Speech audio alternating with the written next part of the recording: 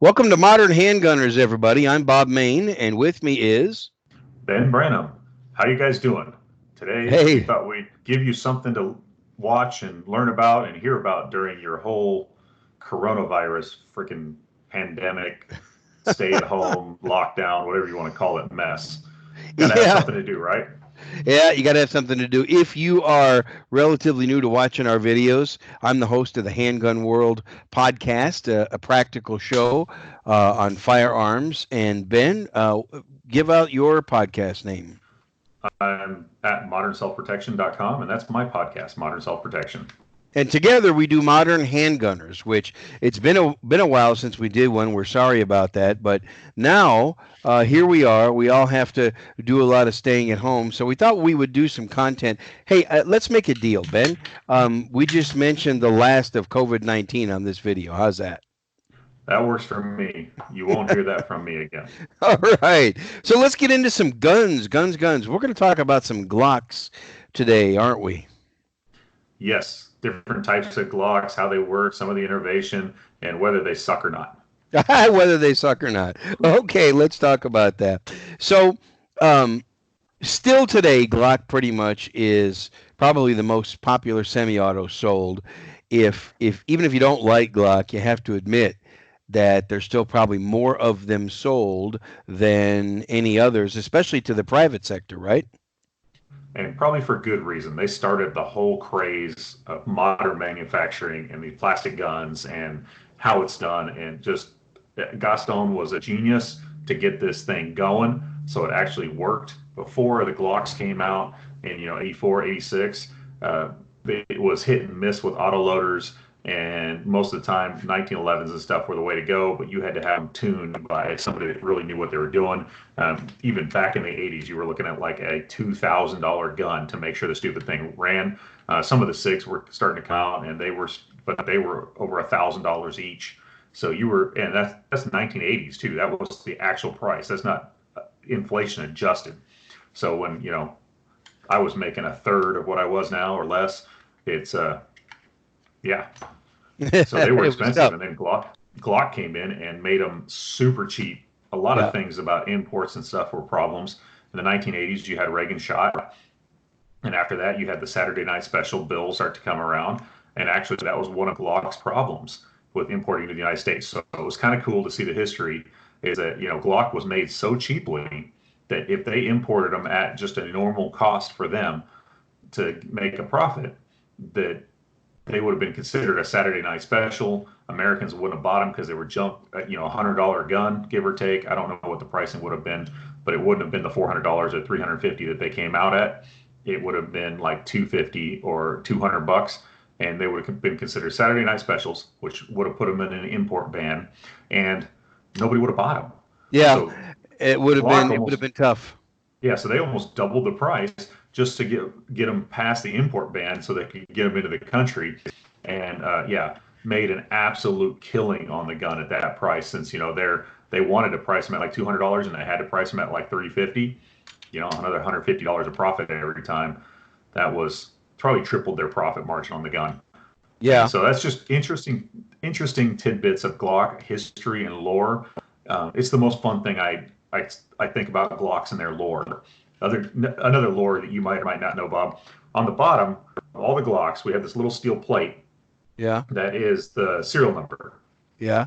And you can see my serial number. Yep. It's actually Yep. my Mine wife's too. gun, so don't be stealing my wife's serial number off of her gun. That little steel plate, everybody says, oh, that was put there for the serial number. Actually, that's the part of the Glock that would droop under heavy fire and heat and would make the gun kind of explode out the front of the gun. But they put this little tiny piece of metal right there. I mean, it's tiny, right? And Yeah. then that kept the front of the gun from drooping, and you had less problems like the recoil spring shooting out the front of the slide and stuff, and it made the gun 10 times more reliable under heavy use. So a lot of cool stuff like that you learn over years and years of the lore of Glock and these little things that it comes out. But really a great pistol. Just started the whole craze. And Bob, you're famous for going, everybody makes a Glock now. There's Smith & Wesson Glocks, there's Turkish Glocks, there's Yeah. There's Who okay. else? Here it is. We have American-made Glocks. We have Croatian-made Glocks. We have Sig German-made Glocks. We have Czech-made Glocks. We have what else is there out there? There's The Turkish ones. oh yeah, the Canics, a Turkish. Yeah, Yeah. everybody's. I guess my point is everybody's imitating Glock, and when their patent expired, I guess is when everybody started making similar. And I say that jokingly, but take your M&P apart and take your Glock apart, field strip it, and look at the frame. They're very very similar. Take a CZ. Take a CZ, one of their striker fired, and hold it up next to the Glock. Look at the similarities. So, take your Well, favorite striker fired. Yeah, and don't forget Smith and Wesson back in the '90s with the SV actually models. Yes. actually had those SV models. The not the SV. Crap, I forget the model name now. But Sigma, right? Sigma, yeah, that one, the Sigma. And it was a cheap knockoff of the Glock that they just changed the grip angle on. And everybody's like, ooh, it feels better. It didn't work as well because they didn't get the manufacturing correct. And then they actually got sued because you could take the slide off of your Glock and put it on your Sigma and the thing would run. Well, let me tell you So, something yeah. else about that. I'll tell you something else. I don't know if this is still possible today, but when I first got an M&P, when I got my first M&P 9 full size, I think it was about a year after they came out. Somebody told me you could take the recoil spring assembly out of a Glock 17 and put it into an M&P 9, and I didn't believe them. And so I did it and went to the range and it shot just fine.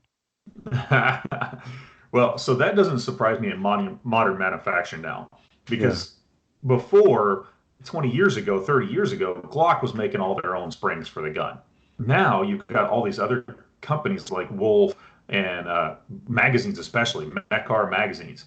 They make probably 50% of your magazine parts for every gun on the market. I mean, Smith and Wesson didn't want to say it, but their Metcar is the only Italian company that really makes guns out there besides Beretta, and they make all magazines and magazine parts. Well, Caltech just straight up uses Metcar magazines for all of their stuff. And then Smith and Wesson never wanted to admit it, but they said they had an Italian maker that made the springs for their magazines in their M&P series guns. And I'm like, so that's Metcar? And I'm sitting in the armorers class, and the guy's like, I'm not allowed to say All that. So right, so let's talk about these Glocks. And I have what I'm going to talk about real quickly is a nicely modified Gen 3. This is a nicely modified, and I'm going to talk about some of the modifications. And I really believe the Gen 3 Glock now is very much overlooked because you got the Gen 4s and the new cool Gen 5s and all the other striker fired guns. But if you're watching this and you have a Gen 3 Glock, you have a mighty fine pistol, in my opinion. And then a little later, I will talk about my new Gen 5. Here's my new Gen 5, and I'll show you guys. It's a clear gun. Okay, so now I can finally send the slide home on it. What are you going to talk about, Ben? So the only one I've got left in my collection whole still is a Gen 5, and really I only have it because it's my wife's gun. I figured one Glock is enough. I don't really like them. I have frames and pieces sitting around. I sold off. I used to have a Gen 3 that I turned it into a Franken gun, and I sold that off to a friend. And I used to have a Gen 4 that I traded for a PCC rifle. And I kept the Gen 5. I was going to sell this Gen 5. I bought this Gen 5 when it first came out. It was one of the first runs of guns to do a test on, and then I was going to sell it off. And my wife shot it just as part of the test. She's running the camera for me, and she goes, "Ooh, I love this thing. It's the best ever." So I'm like, "Well, it's yours." So It's now your, this is it is this yours is my now. wife's gun, and she absolutely loves it. But that's the only gun I have left is the Gen 5. And honestly, this was the first run of them that came out. This is the Glock 19. There's so much more that I would buy right now. The The Glock second one. 19, yeah, the Glock 19X, I really like, even though I know it's not a concealed carry gun anymore because of the longer frame. The one that you have, Bob, is that the 45 No, no, no. or the 8? This is the new Gen 5 Glock 19, the newest version with the front slide serrations. Hopefully they can see that in the camera.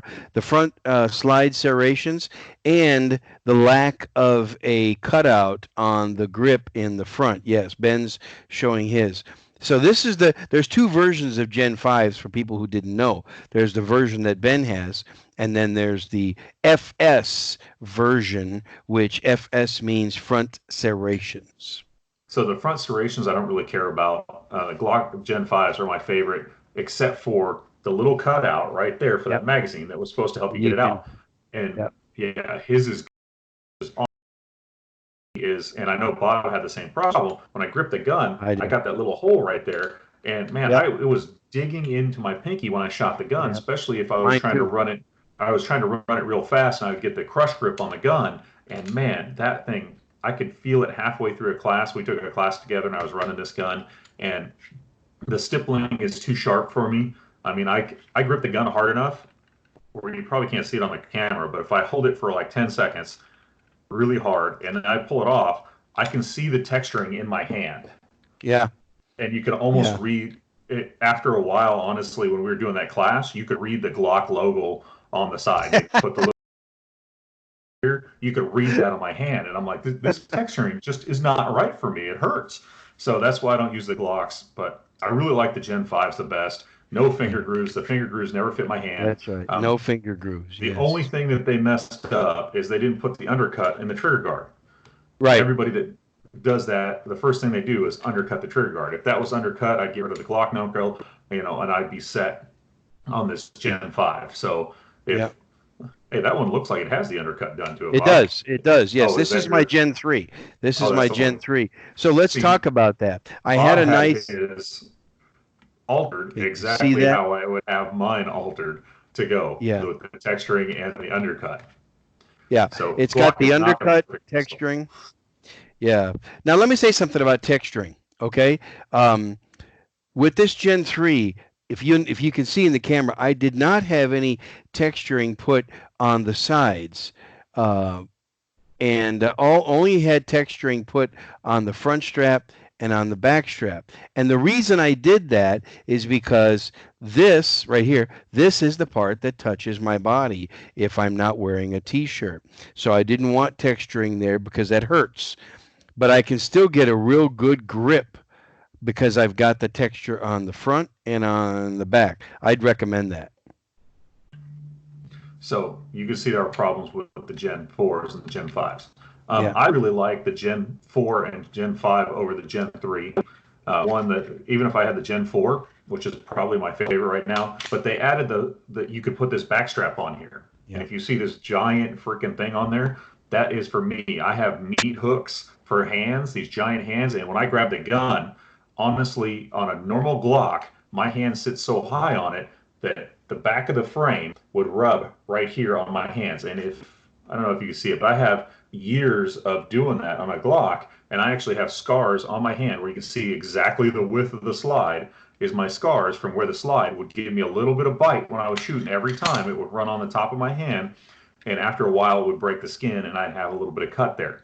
Really annoying. There was a company, I forget what it was called, Grip Pod or something, Grip force adapter. Grip Force adapter you could put on your Glock Gen 3 right here to make this little beaver tail. And that's how I ran guns. When I found that, I was like, oh, now I can run a Glock Gen Yeah. 3. And I did that. But when the Gen 4 and the Gen 5s came out with this beaver tail, I just put that in there. And for me, it was perfect. Glock did it right with their, again, they weren't the first person to do this adjustable grip, but I think they were the smartest in doing it. Because if you have the grip in there, you put the medium or the large side on the back. But if you take it off, that's the smallest one. Where all the M&Ps, all this other stuff. I mean, some of the guns, that's even an integral part of the gun running. If I took off the grip, the extra grip panel on some of the guns, they wouldn't run. The M&P, there's nothing there when you take off the grip. You have to have a grip module in there. So the Glock, if you just take it all off and strip it, you don't have anything. You still have to have this pin in there, though. The pin that holds the grip in there, it actually holds part of the gun together. I'm not sure if that's good or bad, but it's definitely cheaper to have one pin than two pins in there for manufacturing ways. And And that's the what it pin that looks holds, like without the beaver tail on it. This is the Gen 5. This is the way it comes out of the box.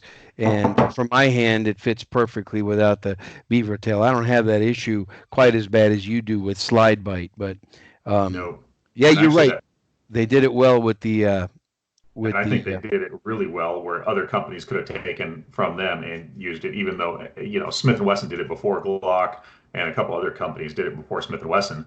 But um, and ironically, Glock, if you get rid of that pin that holds everything down, if you lost it, the gun would still run. That pin holds in your firing block back here. Well, with the slide on there, that'll hold on into the firing block, and it fits tight enough to where it will stay there, and the gun will actually run. You might have some trigger, it's not going to feel right, but the gun will run. It's hilarious that parts fall out of my Glock and it still runs. It's one of the things that I actually like about the Glock. Some of them, if you don't have the steel guide rod in the front and they start getting hot in here, the plastic guide rod inside the spring will actually get small enough to in the front, and it will melt and shoot out the front of the Glock. But if you don't take the gun apart, the gun will continue to run. And that's what I love about gear that fails. Everything is going to fail sooner or later, but it doesn't fail catastrophically. The new Gen 5, by the way, I'm looking at it, has a steel guide rod on there, so it's probably not going to go anywhere. But the old ones have the plastic guide rod. But the three, if you shot it 1,000 rounds really fast in half a day or so, that front guide rod will melt and shoot out the front of your gun. But the yeah. dang gun will continue to run. It doesn't matter until you take the gun apart. So for me, that's a failure that I'm okay with. If I'm firing away and at a bad guy and the front it fires out at him, big deal as long as the gun keeps running, right? And then I can fix that later after my gunfight. So I totally admire that the Glock can have pieces missing and broken and falling out, and that the gun will still run. It's one. I'm not sure how Gaston did that, or if he did it on purpose, or if it was something that happened. But Who man, knows? kudos to that one where parts fall out of the gun and it keeps running. That's just incredible. And I'd like to make a comment on that because if you're, especially, there's a lot of new gun owners today. If you're a new gun owner and you just picked up a Glock, um, that is one of the great benefits. Even if you don't like Glock pistols, the darn things are gonna run. They're probably, I would say, if not the most reliable semi-automatic, they're one of the top three reliable these days semi-auto pistols that you can get.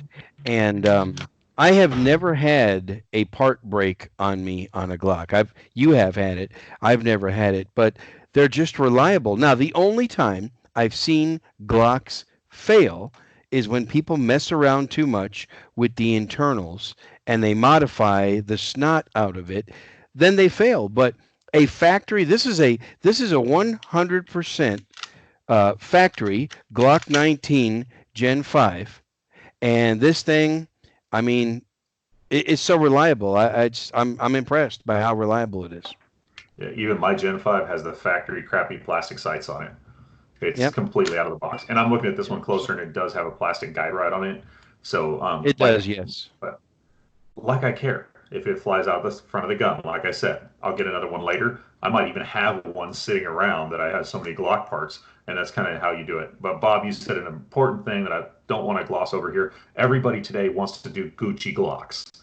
I mean, there's whole Suarez International. Half of his company is training, the other half is Gucci Glocks.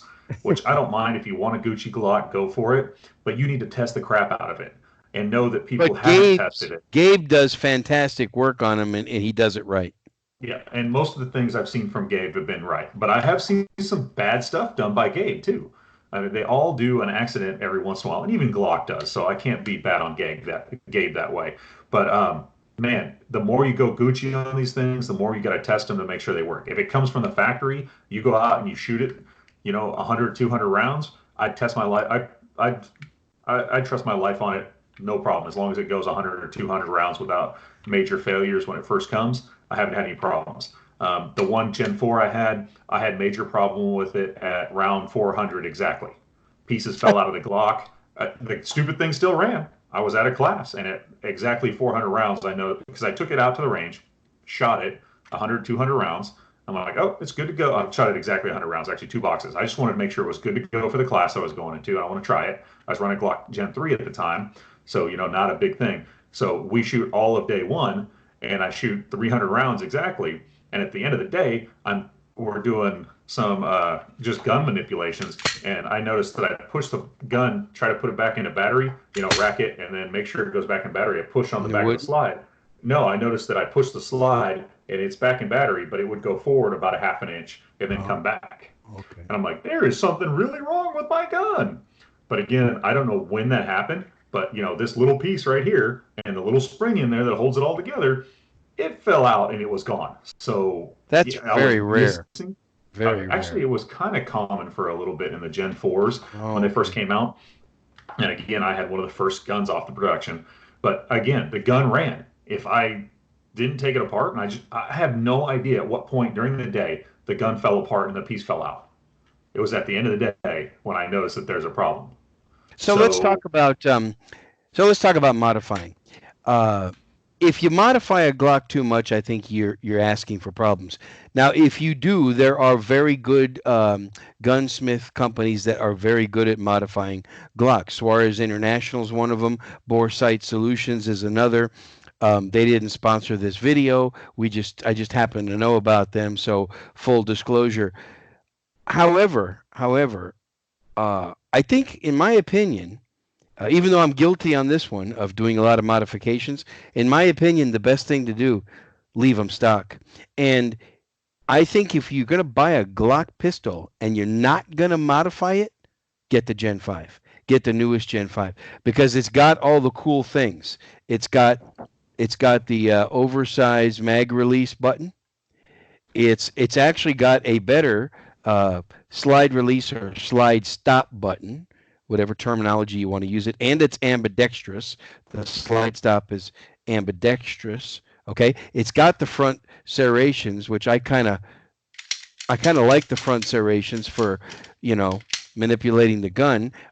They have orange followers on the magazine. One of the reasons that that's important is when the magazine is in the pistol and you can get a visual indication that hey, it's empty. Okay, um, and some of the new Gen 5s come with Ameriglow night sights. This one I didn't spend the money on it, but if you want, you spend a little extra money, you can get nice Ameriglow night sights on them. So I think we beat that horse, and now you know what you can get, right? Glock Gen 5 is Yep. just the way to go if you can get one right now. Um, Yeah, that's the problem. Stuff is down, and I can tell I'm looking at this Gen 5 I got, and I've used it more than Bob has his because the I actually got the paint wearing off on the slide stop lever on both sides. Yours is nice and Mine's black. black. Yeah, mine is nice and shiny. Yeah, So that's from putting my hands on them and using them all the time and yeah. working it. So Bobby, you need to take that gun out and give it a little more workout. And It's got 1,000 round trigger job, but not much more than that. And it a needs a little couple bit of more other things. work. Couple of other things before we conclude this video, real quickly. I also highly recommend the Larry Vickers base pads for a Glock, for any gun actually. But one of the reasons I like it is because, see if I can do this correctly here so you can see this. There, that might be better. You see how wide it is on the bottom? And what makes that a good advantage is to rip this out of the pistol, you can grip the magazines from the sides. I don't want to get too complicated people, but it's a nice feature because I think Glock got it wrong. They screwed up when they made the Gen 5s initially with the stupid cutout in the front because going like this to rip the gun out is not or rip the magazine out. That's not the ideal way. I think the ideal way is to do it that way. What do you think? I think they were trying to solve a problem that didn't exist.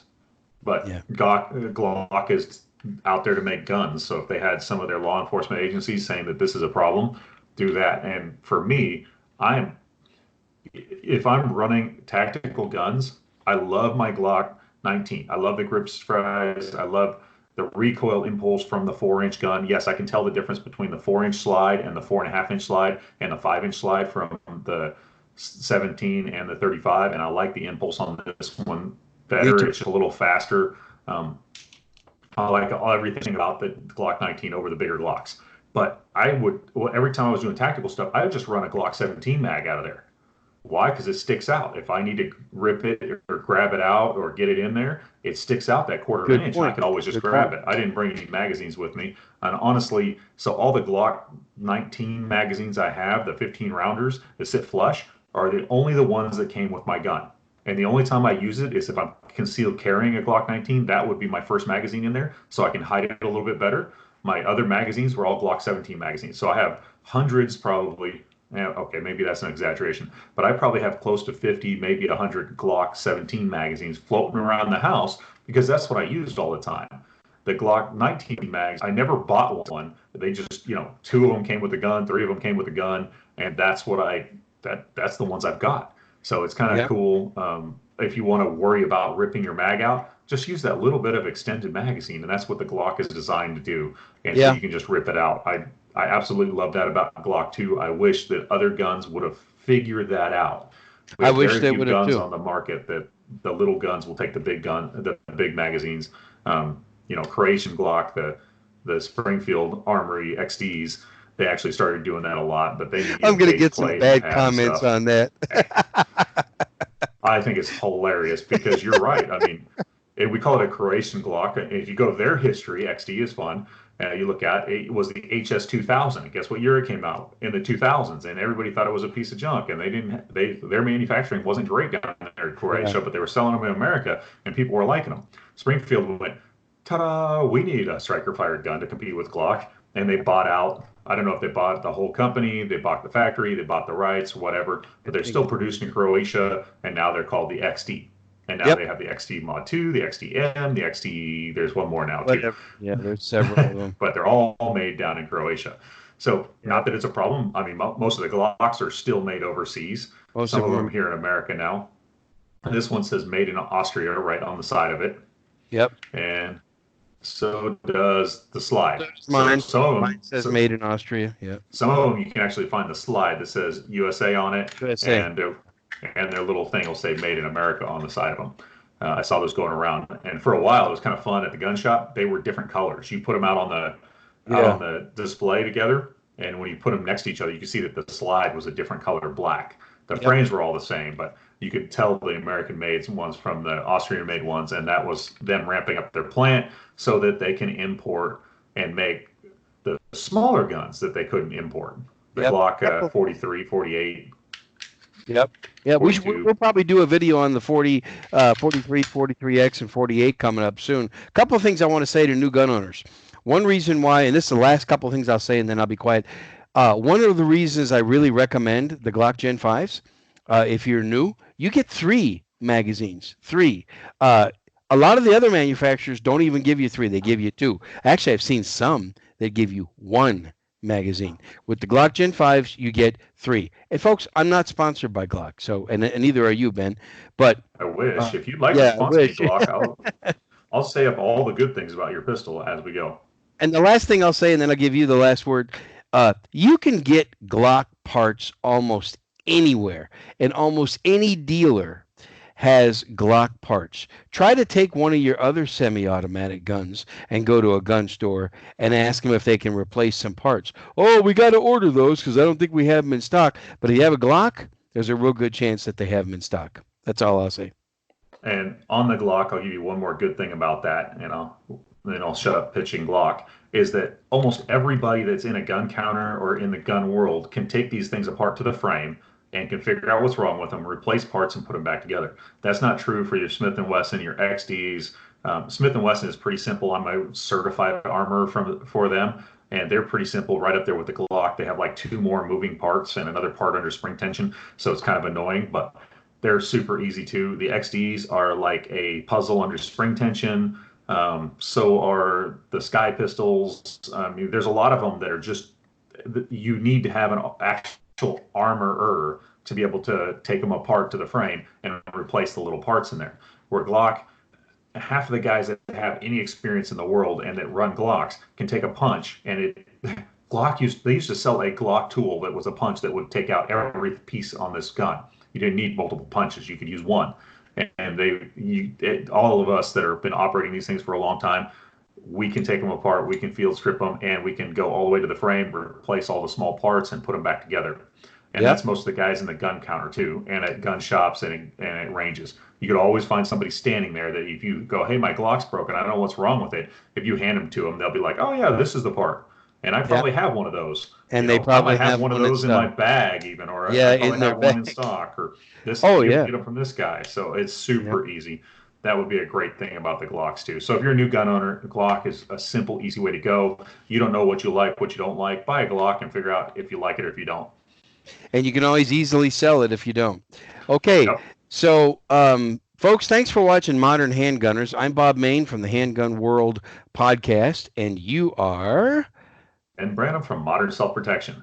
You're going to get more great videos like this. Me and Bob are going to start doing videos and podcasts on the Modern Handgunners again because, well, we need something to do right now, and it's a great way for us to get together and enjoy talking about our true passion in life. I mean, the Yeah, only thing I'm more passionate about in life is probably my wife. Other than that, it's good for you. guns, and some, That's good. Me too. I'll say but the same. sometimes the guns win out. I got to tell you, she um, makes me mad. Guns never make me mad. I want to remind everybody, check the show notes at the bottom of this video. Check the links. There'll be links to our podcasts and everything, and it's easy to find. All right, Ben, this was good stuff. Let's do a part two pretty soon. Cool. Thanks everybody for listening. Modern Handgunners out.